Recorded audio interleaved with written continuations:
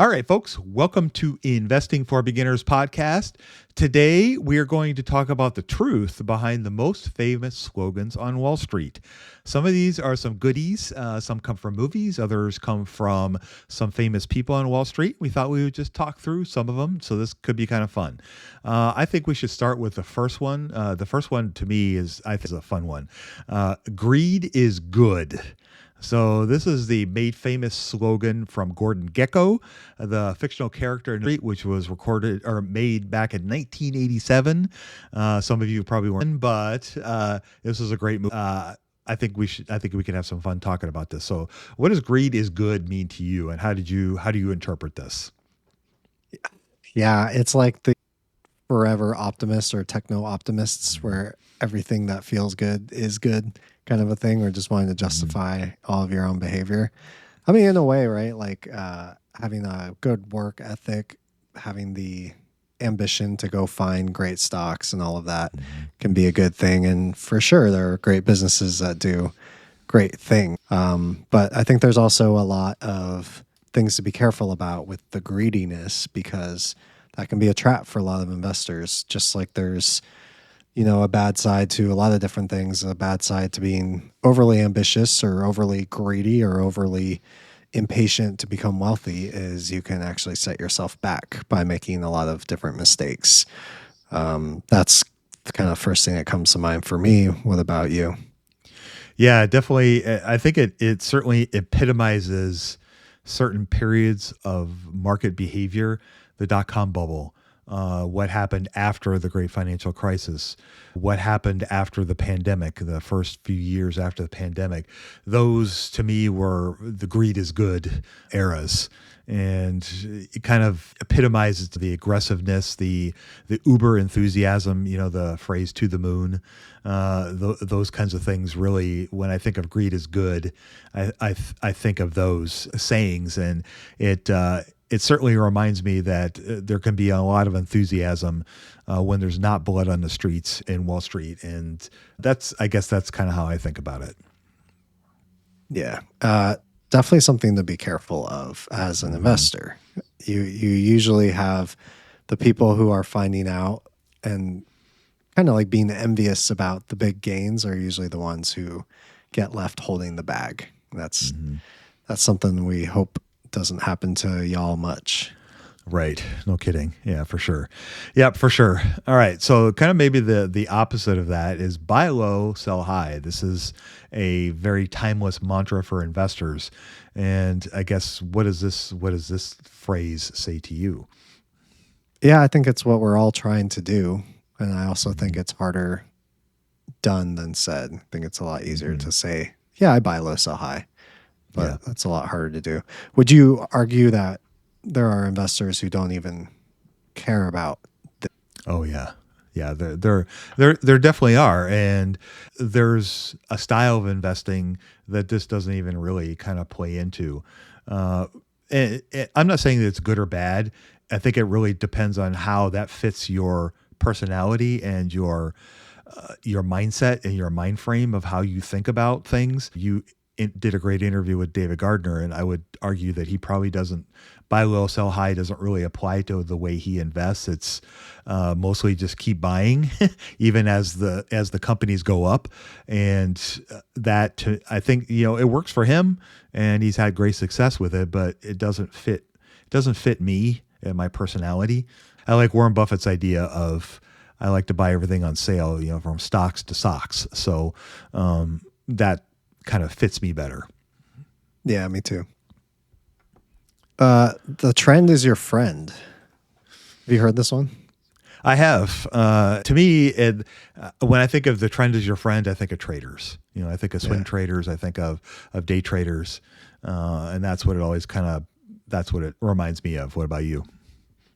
I'm reminded of the other one, which is don't fight the Fed. That used to be a pretty common thing. Well, basically the idea that, and you heard this a lot in like the greed is good periods that you were talking about, the couple years after the pandemic, was like the Fed's lowering rates, just keep chugging along, choo-choo, to the moon, bull market. Jerome Powell with a money machine, and he's cranking it, and it's just spitting out money. greenbacks. Yeah. That was kind of the idea. And so the idea being like, when the Fed is lowering rates, don't even try to sell. Just buy the stocks that are going up. And Mm-hmm. again, that works until it doesn't. And Mm-hmm. you don't have to be an investor very long to understand that trends that are positive don't always stay positive forever.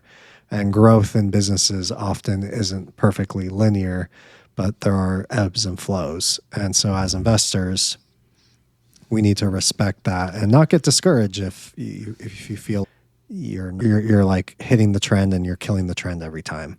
That's something can be kind of discouraging if you start to feel that way. Right. Yeah, for sure. Yeah. I think when I think of things like trend is your friend, there's certainly something to momentum.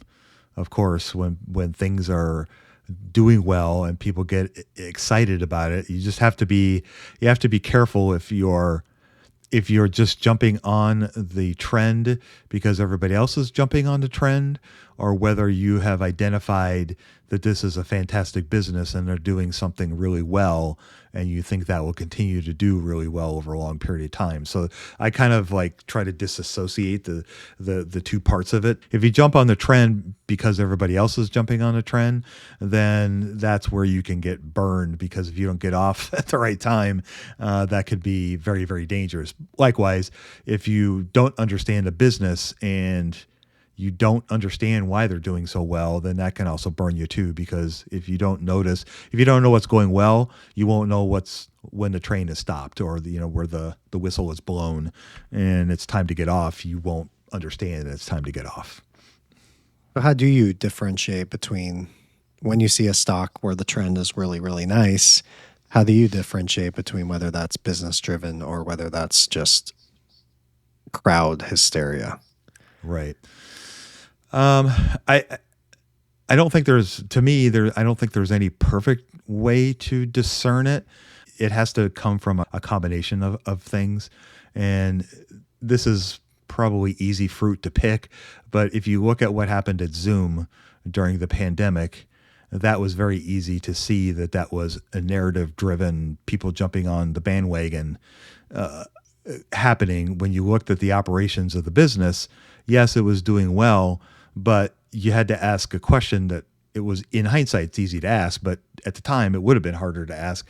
Is this really going to be different? Like, is the way people are going to use this product going to be that vastly different that everything that's happening right now, will that continue when this situation is done? And for a large part of the pandemic darlings, it turned out that was not the case. And that's where maybe having an understanding of history and an understanding of how these things work in the markets. And I'll give you another example. The Peloton was hugely popular during the pandemic. And if you knew a little bit about market history, the vast majority of health-related type of fads, if you will, have never consistently done well. Most of the companies that are health related, i.e. exercise, fitness, those kinds of things, generally haven't done well in the markets for long periods of time. They will catch a wave, so to speak, and do well over a short period of time. But to have long-term success has been harder to find. And so if you just look at that particular historical fact, you would have looked at something like Peloton and go, yeah, this isn't going to last. And it didn't. And could you have made money, getting in and out quick? Sure. But that's not a game I like to play, and I don't know how to play it. And so it'd be like me trying to play Go instead of playing chess. I don't know how to play Go. And so I can't play that kind of game. So anyway, that's kind of how I think about it. What are your thoughts on that? Oh, you want my thoughts? I want your thoughts. My thoughts are, you just look at the valuation and you just stay away from expensive stocks, because to your point, I think it is really hard to differentiate between a hype story or a business that's doing really, really well. Mm-hmm. And I would dare to guess that a lot of the businesses where you see this stock price going really higher, you also see great numbers, revenue, pick a high number, 40% a year, 60% a year, 70% a year, whatever the number is. Like it all looks great. And there's so many of those that can do that for a short period of time, but not many of them continue that over a long time period. Whereas if you flip the difference, if you find businesses that are kind of more mature and they're growing a lot slower, a lot of those can keep their momentum because it's not super hard to grow 10% a year, let's say, for example. But it's a lot harder to continue to grow 70% a year. So Much. I think nature has like a good parallel to that when you look at like small plants versus trees, and you're not going to usually see a tree grow double, over a year. A lot of the trees will stay versus plants, they might kill each other out, and you'll have one fast grower, very many that have died. And I think there's a lot of that in capitalism as well. So I don't know how to do that. And so I just, like you, I just choose not to play that game. Like, never looked at Peloton, never looked at Zoom because it was like, those valuations are insane. The price to sales is insane. It's an expensive stock. I'm staying away. And that's kind of how I did it. Yeah. Too hard pile. Very easy. Yeah, too hard pile. How about this one? Sell in May and go away. What do you think about phrases like this? And I think October is like another one like that. I can't remember what the phrase is about October, but what do you feel about these like monthly sayings on Wall Street? I just kind of look at them and chuckle and go, oh, "That's cute." Yeah. Like the Santa rally, Right. and I Right. think there's one. There isn't there one around January too. I don't remember what the phrase is, but uh, I have never I have never bought. I've never invested based on the seasons. Like I'm not going to invest in Meta in May and then never look at it again. Like if I think it's a great company, I will buy it in March and won't wait till May. So I think these are cute and they sound fun and nice and whatnot. But I think if you're going to invest based on seasons, then you might want to just stick to picking, I don't know, ETFs or something and call it a day. The stock market's hard enough. You try to market time and everything. You Yeah. are you are really playing a tough game, and good luck is what I would say. Yeah, for sure. I think I've seen studies that have shown that if you look at historical numbers, there isn't a vast difference between buying something in October and in March or in May or in September. I think there's good days and bad days, and I think trying to base it on when the season is, it'd be like, okay, I'm only going to invest in Walmart right before Christmas because that's going to be the busiest time of the year for them. Well, yeah, it is, but that doesn't necessarily mean that that's when the stock is going to go up or it's going to appreciate the most just because they're the busiest. What if they have a bad season? They don't sell as much as they expect, then they're not going to do as well. So, yeah, I I think it's cute. Yeah, it is cute. Actually, I like that example. I think it's a good example. When I was a beginner, I remember thinking things like that.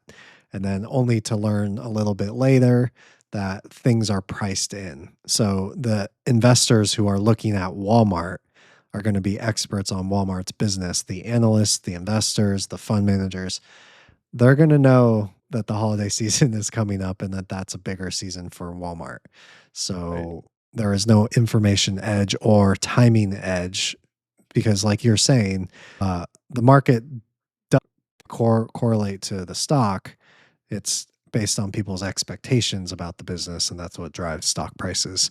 So trying to time things, it probably could be really fun, like a fun intellectual challenge, but like you're saying, I don't think people will be successful with it. No. But All right. So I want to throw one at you. So this is one that I came across early in my investing career. So I'm curious what your take is on this. Buy the rumor, sell the news.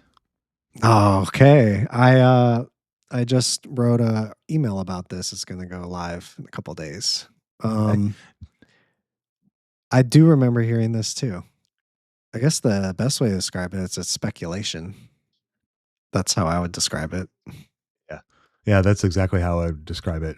I remember when I first started getting into investing and I was talking to the financial advisor at the branch I worked at, and I couldn't understand. Like I was just starting to get into the whole idea of fundamentals and like looking at the numbers of the business.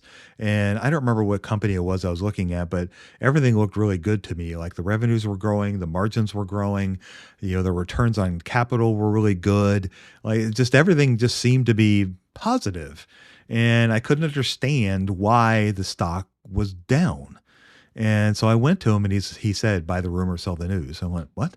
He said, well, what's going on with the company in the news right now? I said, oh, there's some big drama about one of the managers or something.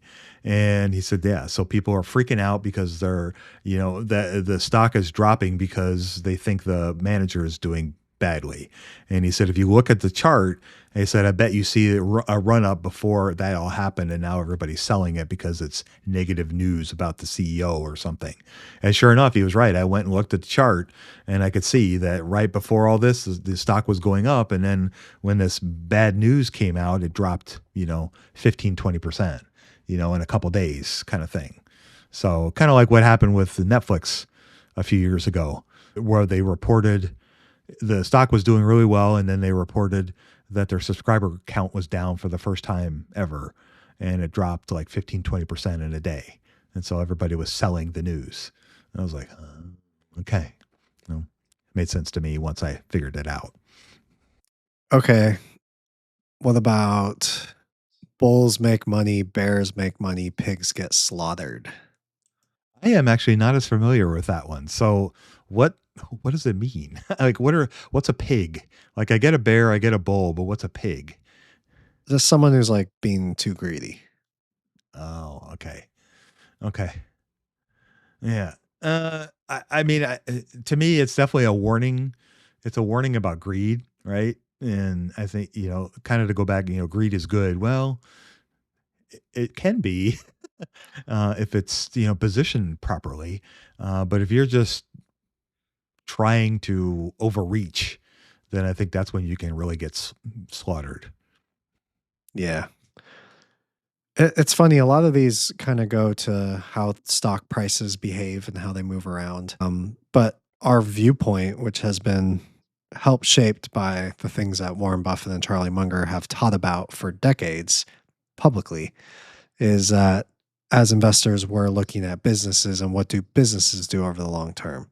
So if being greedy, like I'll give an example. I think this phrase can be used to say, oh, if a stock goes up too much, you should take profits, otherwise you're being greedy and you're going to be a pig and get slaughtered. But as we've tried to talk about a lot on the show, hopefully it's landed, is if a stock goes up because the business does better, then you should not just take those profits and assume that you're being greedy by continuing to hold that stock. If Costco triples in stock price, but it also tripled the number of its warehouses, then the stock price is tripling not because people are getting overly excited, but because the business is executing and growing. So if we can take that mindset of look at the business and analyze what it has done and then compare that to what's happening in the market, then you're not going to run into that issue of, the scarcity mindset of I have to take the profits, otherwise it's going to disappear. Not the case if you're invested in businesses for the long term. A lot of the times, if it's business driven. But I think the other argument to that is being greedy when other people are greedy. That's where I think you could be a pig and get slaughtered. Because going to back to what we were saying about picking the stocks that everybody's so hyped up on, these very expensive stocks have charts that completely depart from where their businesses actually are. Those are instances where you're going to be wrong more than you're right. And so just be careful that the odds are not in your favor if you are buying these overhyped stocks. Yeah. Yeah, for sure. And I love that. And I think a great example of that that just kind of popped into my head was, remember the NFT craze a few Hmm. years ago? Yep. Everybody was going crazy over that. And that was, I think, an example of pigs, Right. because people were just people were bidding up a rock, a picture of a rock, and going crazy about that, and the last person standing got slaughtered, Right. and it's worth pennies on a dollar now. So those kinds of things. There was some gentleman recently that paid millions, if not, yeah, millions, I think, for a banana on a wall that was attached to the wall with a band-aid. And he paid millions and he ate the banana and now the thing's worth nothing. But to me, that's an example of a pig. He was greedy and he bought something and now he's showing off his greed by eating the banana. It's like, okay, Right. you could Right. argue it's art, and I don't want to get into a philosophical debate on what is art, because I don't think anybody could win. But I think you could argue that was pig like behavior for sure. So what do you make of the whole like bears make money? I think there's a certain element in the market that are always looking for the downside, that they're always either betting on the downside or looking for companies to have a moment where they do drop and they can take advantage of it. You sometimes hear this term perma bear, where they're always negative about the stock market or stocks in general. And I don't have any. Maybe you could verify this for me, but sometimes it feels like those are the people that are maybe shorting, are perpetual shorters that always have short positions on a company like a Tesla, for example. Like there's lots of people that are very perma bears about Tesla. They always think it's going to go down, and so they may be betting that it's going to go down. That's not the way I choose to invest, but I think there are a lot of people out there that are like that. But they can, enough of them do make money that they can be successful at it. But to me, that's also kind of the too hard pile. Yeah, me too. It's a more complicated strategy. I think there's ways to do it intelligently, but you definitely at least want to cap your downside, because if you go as a bear and you're shorting a stock, your potential downside is unlimited, which is a very scary idea. I could put in $100 and be down, 4 grand or something. Right. Uh, which is why I think a lot of those people use hedges, they use options. They're still bearish on the stock and they have negative exposure, but they're managing their risks so it's not blowing up in their face.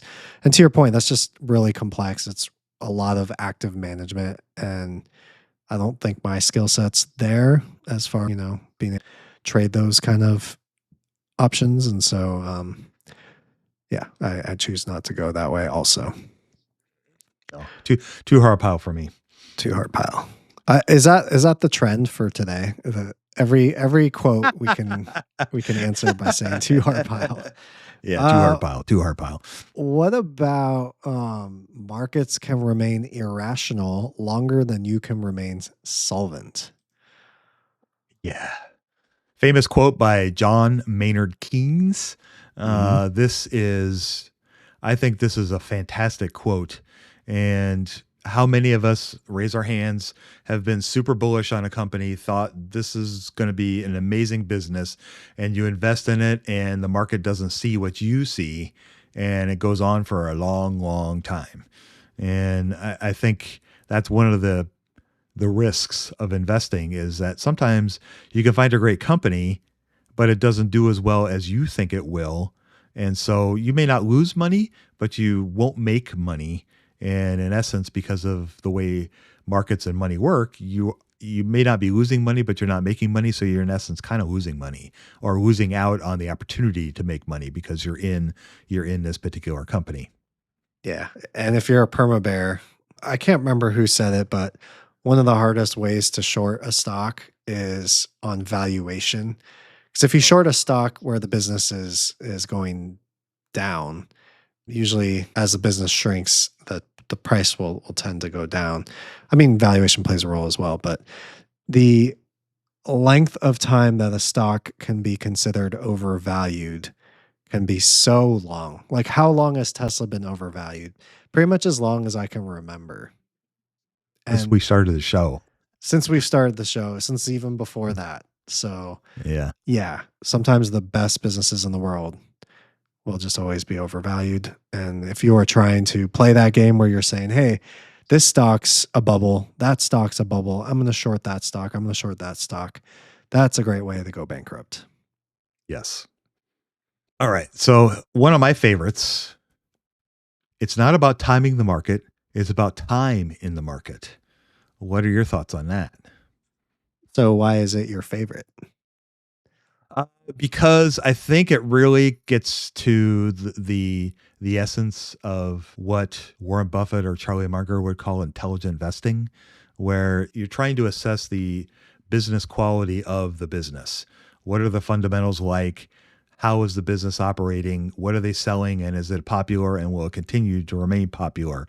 And instead of trying to time when to buy the business, it's about having, valuation matters, but if you buy a company at a good price and you hold it for a longer period of time, the valuation becomes less and less important as time goes by.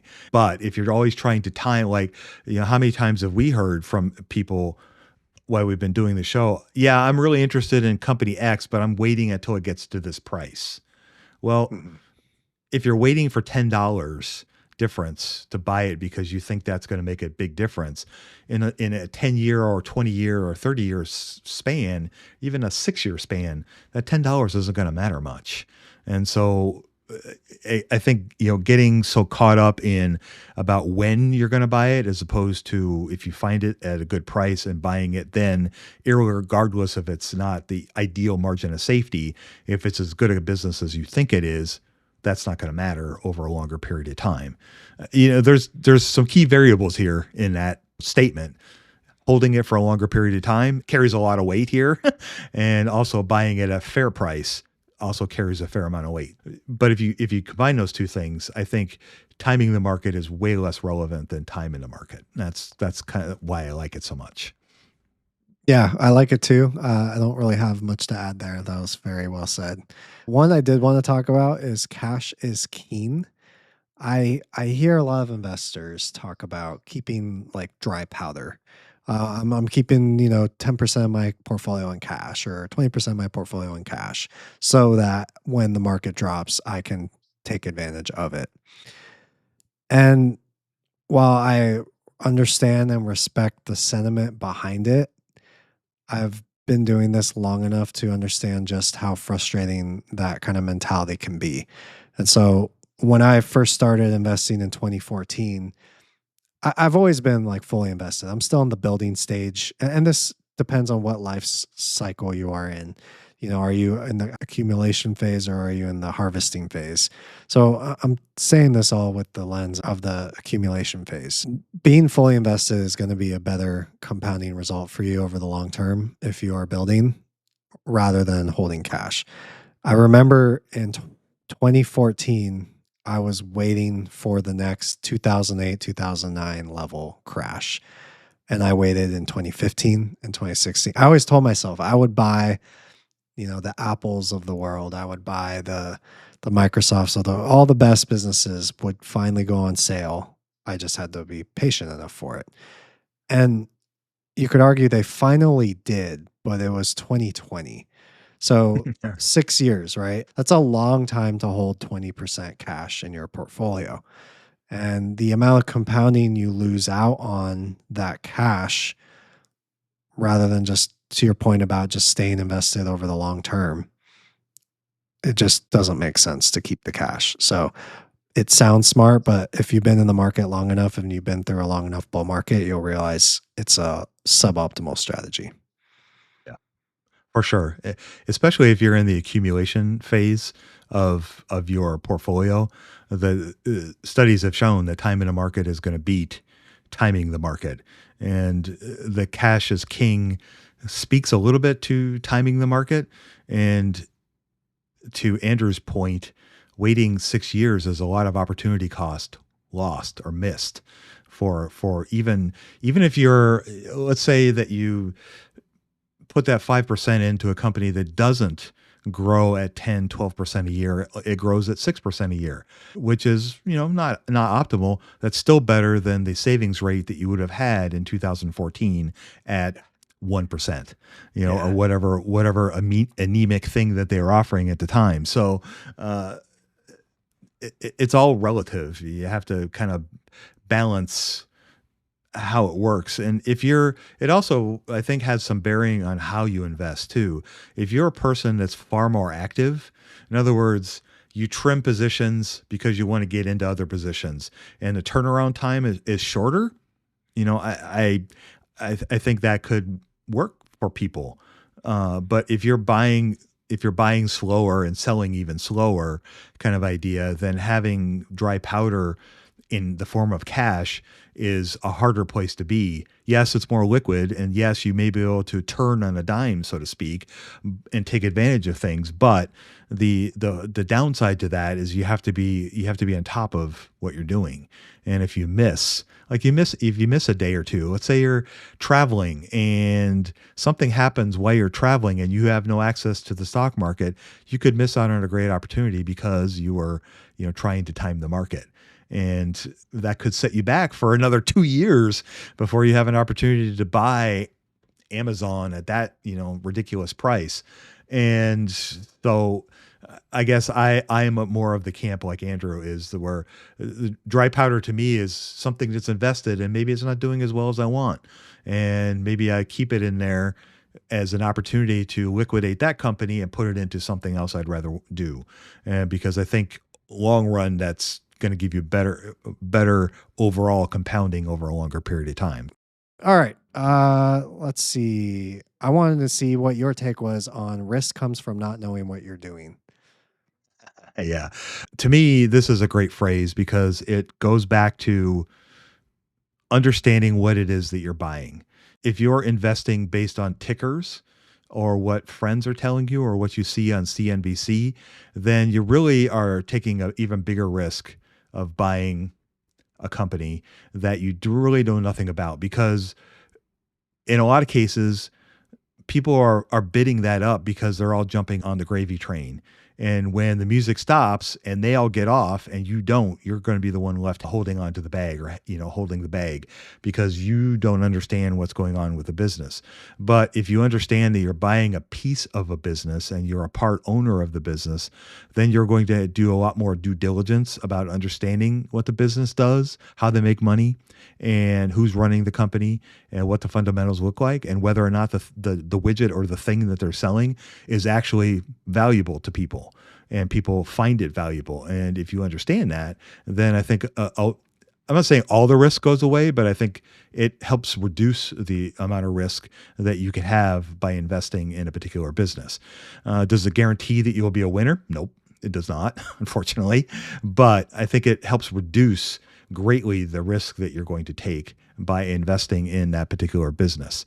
And if you don't understand those things, then you're in essence gambling, because you're just buying it because you like the colors of the logo of the business, kind of thing. Or like my daughter, I root for this team because I like their colors of their jersey.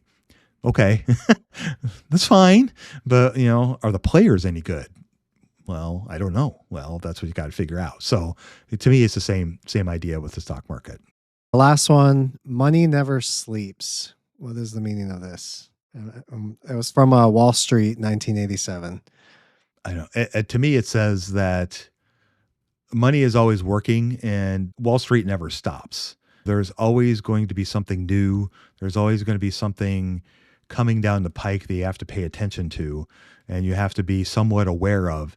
And I guess the other way to think about it too is there's competition. There's always going to be competition. In capitalism, there's always somebody coming for your lunch, whether you're Microsoft or Google, or whether you're, the local sandwich shop in your neighborhood. There's always somebody coming for what, if you are doing well, other people are going to want a piece of that pie, and they're going to try to figure out how to get a piece of that pie. And there's a lot of smart people in the world, and you can't take it for granted that a company that you invest in is going to be on top forever, because history has shown us that doesn't exist. Yeah, love it. A lot of good wisdom there. I think not something that comes super intuitively. We get really excited about the stock market and how much money we can make, which is good. And having the ambition and the curiosity is good, but also understanding that hey, there are some realities I need to learn and learn about the realities of business. These are important things if you want to be a good, successful stock picker. So hopefully that those lessons and that wisdom helps for people. All right. Well, with that, everyone, we will go ahead and wrap up our show for today. Thank you very much for listening. And if you have any questions or if there's anything you'd like us to discuss on the show to help you learn more about investing, please don't hesitate to reach out to us at newsletter@einvestingforbeginners.com, or you can send us messages on Spotify, or you can also reach out to us on the socials, X and LinkedIn. We are there, and we were happy to answer your questions on the air and help you out as much as we can. So with that, we'll go ahead and sign us off. You guys go out there and invest with a margin of safety. Emphasis on the safety. Have a great week, and we'll talk to you all next week.